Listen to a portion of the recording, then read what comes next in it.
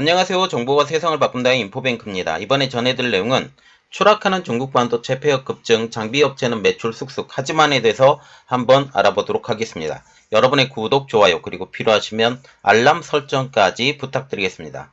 중국 반도체 산업에 명암이 드리워지고 있습니다. 반도체 관련 업계는 세계 반도체 업황 악화, 여기에 미국 수출 규제의 영향으로 곤두박질치고 있지만 장비업체들은 대형 업체를 중심으로 매출이 쑥쑥 늘어나고 있습니다. 지난해 중국 내 반도체 업체들의 폐업 건수가 70% 가까이 늘어나는 등 큰 어려움을 겪고 있다는 것이죠. 그러나 미국 반도체 장비의 수출 규제의 영향으로 반도체 장비 업체들의 매출과 이익은 수직 상승하고 있습니다. 일각에서는 중국 반도체 장비 업체들이 미국의 제재로 오히려 경쟁력을 키울 수 있다라는 얘기를 하지만 중국 반도체 업체들의 몰락으로 그들만의 리그로 작정할 가능성이 큽니다. 또한 여전히 많은 기술들을 서방이 의존하기 때문에 성장 가능성이 어렵다라는 분석까지 나오고 있죠. 또한 지금 미국의 견제가 강하면 강할수록 중국 반도체 장비를 쓰는 기업들이 점점 더 줄어든다라는 것도 문제입니다. 중국 반도체 장비와 같은 경우는 이 파운드리 업체 아니면 그 메모리 반도체 업체와 협업을 통해서 기술력을 증진시키고 수정하고 이렇게 성능을 끌어올려야 되는데 이것 자체가 아예 근원적으로 불가능하게 된 것이죠. 자, 그래서 이번에 알아보겠습니다. 추락하는 중국 반도체 폐업 급증부터 알아보도록 하겠습니다. 지금 중국의 반도체 업체들의 폐업이 급증하고 있습니다. 지난해 중국에서 폐업한 반도체 관련 업체는 5,746개로 전년보다 68% 급증했다는 소식이 나오고 있죠. 2021년 폐업한 3,420개를 더하면 2년 새 40개에 가까운 9,166개의 반도체 업체들이 문을 닫은 것입니다. 중국 반도체 업체의 폐업 급증은 크게 두 가지, 좀 작게 구분하면 세 가지 영향으로 분석되고 있습니다. 첫 번째, 반도체 경기 침체. 두 번째, 미국의 반도체 장비 수출 금지. 조금 더 작게 보면 중국의 보조금을 보고 뛰어든 불나방처럼 뛰어든 반도체 업계로 분석되고 있습니다. 이것은 지금 반도체 경기 침체와 맞물려 있다라는 지금 얘기가 나오고 있죠. 만약 반도체 경기 침체가 없다면 불나방처럼 뛰어든 반도체 업체들이 몰락할 일은 없었다라는 분석까지 나오고 있는 것이죠. 중국의 2019년부터 2022년까지 폐업 반도체 업체 수입니다. 2019년 1294개, 2020년 1397개, 2021년 3420개, 2022년 5746개입니다. 지금 보시면 2020년부터 2021년까지 1.4배가 증가를 했고 2022년에 더 많은 증가를 보입니다. 특히 우리가 눈여겨봐야 될 것은 2022년의 반도체 업체의 폐업수. 2022년에는 미국이 중국을 상대로 반도체 장비를 수출을 금지하면서 2021년보다 더 빠르게 증가한 것처럼 보입니다. 게다가 중국의 반도체 굴기 정책에 편승해 보조금을 타내기 위해 우후죽순 설립되었던 업체들이 대내외 악재를 견디지 못하고 무너졌다라는 게 중국 반도체 업계의 분석입니다. 결국 미국의 견제 그리고 반도체 업계의 불황 이 두 가지가 겹쳐서 중국 반도체 업계가 스스로 무너졌다라는 그런 분석이죠. 그 대표적인 예가 우한홍신 HSMC라고 불리는데요. 14나노 이하 미세 공정을 적용한 반도체를 제조하겠다며 2017년 출범한 이 업체는 중국 당국과 우한시로부터 153억 위안, 한국 돈으로 약 2조 9,400억 원의 보조금을 갖는 등 총 1,280억 위안 약 24조 6천억 원 규모의 프로젝트를 진행했습니다. 또 TSMC에서 미세 공정 개발을 주도했던 장상희를 최고 경영자로 영입하며 기세를 올렸지만 단 한 개의 칩도 상용화하지 못하고 2021년 6월에 폐업했습니다. 특히 우리가 장상희라는 분을 우리가 눈여겨봐야 하는데 이분이 이후에 SMIC 부회장으로 들어갑니다. 상당히 실력 있던 분이죠. 지금은 퇴사한 상황으로 지금 나와 있죠. 퇴사. 이렇게 좋은 사람을 끌어들였는데 결국 단 한 개의 칩도 상용화하지 못하고 폐업한 것이 대표적인 사례로 보고 있습니다. 물론 살아남은 기업들도 있죠. 살아남은 중국 반도체 업체들 역시 고전을 면치 못하고 있다라는 분석이 나오고 있습니다. 작년 중국 반도체 직접 회로 생산량은 3,241억 9천만 개로 전년 대비 9.8%나 감소했습니다. 중국의 직접 회로 생산량이 감소하는 것은 2009년 이후 처음입니다. 또 올해 1분기 실적을 발표한 20개 반도체 업계 가운데 80%가 작년 동기 대비 순이익이 감소했습니다. 그러나 장비 업체들만은 미국의 제재 여파로 나홀로 성장을 하고 있다는 것이죠. 그래서 이번에 알아볼 내용은 장비 업체는 매출 쑥쑥 하지만입니다. 미국의 반도체 장비 수출 제재로 미국산 장비가 중국에 들어오지 못하게 되자 그 빈자리를 속속 중국 업체들이 채우고 있습니다. 일각에서는 오히려 미국의 규제가 중국 업체들의 경쟁력을 키울 수 있다라는 지적을 하고 있지만 중국 업체들이 미국의 기술력을 따라오기에는 상당한 시간이 걸릴 수 있어서 어려울 것으로 보입니다. 특히 미국이 G7 정상회담 전 조인트 벤처와 기술 이전과 같은 기술 협력을 원천 봉쇄하는 조치를 취할 것이라는 소식이 들려오고 있기 때문이죠. 그럼에도 불구하고 이번 미국의 제재는 중국 반도체 장비 업체들에게 기회입니다. 미국의 반도체 제재로 중국 파운드리 업체들이 중국산 반도체 장비에 의존할 수밖에 없는 구조로 바뀌었기 때문이죠. 선택의 여지가 없었다는 이야기입니다. 다른 선택이 없는 중국 업체들도 울며 겨자 먹기로 중국 업체들의 장비를 사용하고 있는 것이죠. 화웨이가 구글 모바일 서비스 GMS를 사용하지 못하게 되자 훅멍을 사용한 것과 같은 이치입니다. 2일 중국 펑파이 신문은 반도체 경기 불황에도 중국 파운드리 업체가 생산 능력을 적극적으로 확장하면서 반도체 장비 업체가 반도체 업황과 반대로 빠르게 성장하고 있다고 보도를 했습니다.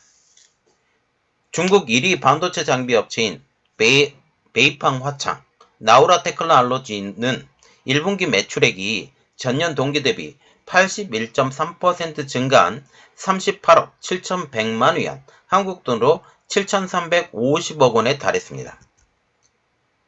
당기 순이익도 작년 동기 대비 187% 급증한 5억 9,200만 위안, 한국 돈으로 약 1,130억 원을 기록했죠. 매출액에서 매출 원가를 뺀 마진율인 매출 총이익률도 무려 41.2%에 달했습니다. 지난 28일 종가 기준 회사의 시가총액은 1,769억 위안, 한국 돈으로 약 33조 6천억 원이었죠. 중국의 어플라이드 머티리얼로 불리는 베이팡 화창은 중국 최대 반도체 장비 기업으로 중국 내 증착 식각장비 1위 업체입니다. 베이팡 화창은 지난해도 매출액이 51.7%, 당기 순이익이 188% 늘어난 만큼 급성장을 했는데 올해도 성장세가 지속되고 있는 것입니다. 1분기 실적에 대해 회사 관계자는 해당 분기 수준 및 생산이 전년 동기 대비 늘어나면서 매출액과 단기 순이익이 증가했다라고 밝혔습니다.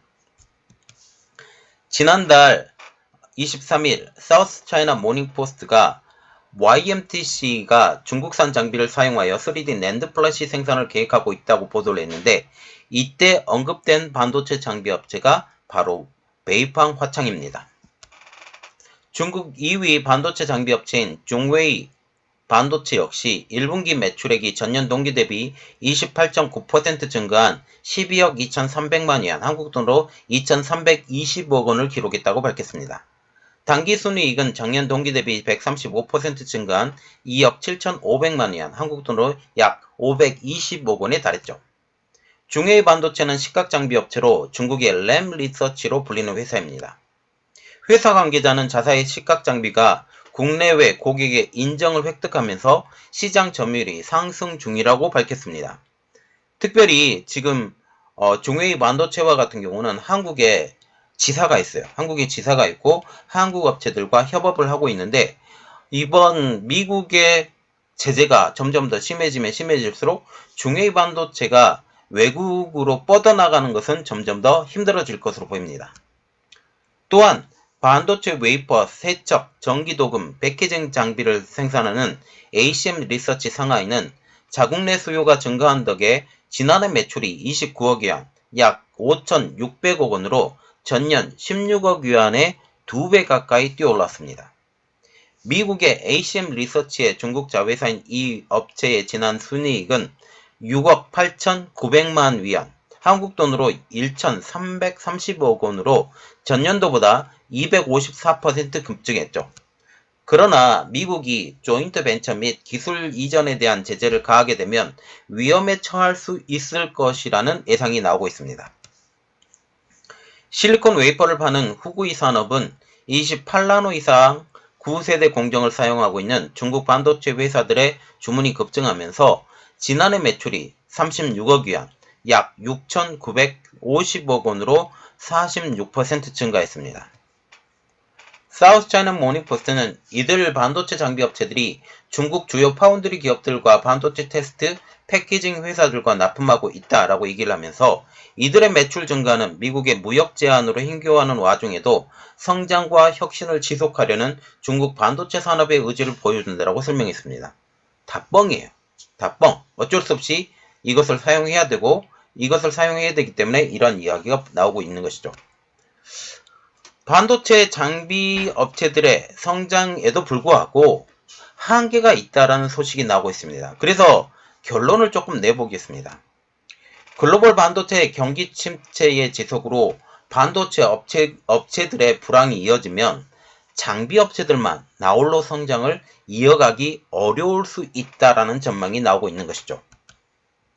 중국의 한 반도체 전문가는 반도체 시장은 고도의 기술력이 있는 선두업체들만 살아남을 수 있는 곳이라고 하면서 반도체 산업에 뛰어들어 기존 업체들을 뛰어넘어서는 것은 결코 쉬운 일이 아니라는 점을 명심해야 된다고 지적을 했습니다. 이는 중국 반도체 장비 업체들이 결코 미국의 기업들을 뛰어넘을 수 없다라는 것을 이야기하는 것이죠. 이어서 중국에는 여전히 17만 개의 반도체 업체가 있다라고 얘기를 하면서 올해 글로벌 반도체 업황이 작년보다 더욱 악화될 수 있고 미국의 대중국 반도체 규제도 지속될 것이기 때문에 더 많은 반도체 업체가 도태될 수 있다라고 관측하고 있죠. 미국이 지난해 10월 18나노 이하 공정의 D램, 128단 이상의 낸드 플러시, 14나노 이하의 로직 칩을 생산하는 중국 기업에 반도체 장비를 수출하는 것을 사실상 금지하는 내용의 수출 통제 조치를 발표했습니다. 최근에는 일본과 네덜란드도 이 반도체 장비 수출 규제에 동참하기로 결정된 상황이죠. 이로 인해 중국의 반도체 굴기가 큰 타격을 입을 것이라는 분석이 지배적입니다. 일부에서는 미국의 수출 통제가 중국의 자체 장비 개발에 촉진하는 실수라고 주장을 하지만 여전히 많은 기술을 서방에 의존하고 있는 중국으로서는 그것을 극복하는 것이 결코 쉽지 않을 것으로 보입니다. 반도체 컨설팅 업체인 테크인사이트의 스라방 쿤도잘라는 중국의 반도체 장비 업체들조차 아직 외국 기술과 소재를 의존하고 있다라고 평가하고 있습니다. 그는 그들이 어떻게 이러한 의존성을 극복할지 지켜봐야 할 것이라고 말하고 있죠. 여기에 ASML을 비롯해 미국의 KLA, 일본 니콘과 캐논 등이 만드는 특정 첨단 반도체 장비는 중국에 아직까지 대체제가 없다는 점도 중국 반도체 제조 공급망 발전에 걸림돌이 되고 있다라고 사우스차이나 모닝포스트는 지적하고 있습니다. 결국 중국 반도체 업체들은 도태될 것이며 현재 깃발을 날리고 있는 장비 업체들도 그 성장의 한계성이 명확하다라는 것을 의미합니다. 또한 중국 내 전자업체들까지 탈중국을 하게 되면 이는 중국의 반도체 산업에 치명적인 결과까지 다가오게 될 것으로 보이죠. 특히 현재 많은 전자기업들이 탈중국을 했거나 준비하는 중으로 알려지고 있습니다. 그리고 중국에 공장을 갖고 있다 할지라도 다른 나라에 공장을 짓고 점차적으로 지금 비중을 줄여가는 입장으로 지금 보인다라는 것입니다. 자, 지금 현재 중국의 반도체는 무너져가고 있습니다. 물론 대형 회사인 SMIC, 화홍반도체, 그리고 창신메모리, YMTC 이러한 회사들은 중국의 무제한적인 자금 지원, 그리고 여기에 반도체 장비에 대한 무제한적 자금 지원 이러한 것들을 한다고 얘기를 할지라도 지금 노광 장비 안 됩니다. 노광 장비는 지금 20나노 이하 넘는 수준으로 지금 얘기가 나오고 있고 지금 60나노 정도까지밖에 안 된다고 지금 얘기가 나오고 있고 또 많은 곳에 구멍이 뚫리고 있어요. 이렇게 되면 미국의 반도체 장비가 아예 철저히 통제하는 그 순간이 언젠가는 오게 될 것인데 이 순간에 어떻게 될 것인가? 이것을 통해서 우리가 알아야 되는 것은 한국의 반도체 업체들도 미국에 많이 기대고 있기 때문에 또한 일본과 네덜란드의 업체에 많이 기대고 있기 때문에 미국의 반도체 정책에 끌려갈 수밖에 없는 입장이 된다라는 점까지 우리가 봐야 됩니다. 자, 그래서 우리의 선택은 미국을 따라가야 된다. 이런 결론이 나오게 되는 거죠. 결국 세계 모든 반도체 그리고 반도체 장비 이 모든 것들을 지배하고 있는 미국이 다시 한번 깃발을 들려고 하고 있습니다. 이것을 통해서 중국이 완전히 반도체가 꼬그라지고 있는 것을 보고 있는 거죠. 우리 한번 같이 이 내용들이 어떻게 진행되어 가는지 지켜보도록 하겠습니다. 이번 내용은 여기까지 하겠습니다. 저희 내용이 여러분들에게 도움이 됐다고 생각을 하시면 구독, 좋아요, 그리고 필요하시면 알람 설정까지 부탁드리겠습니다. 감사합니다.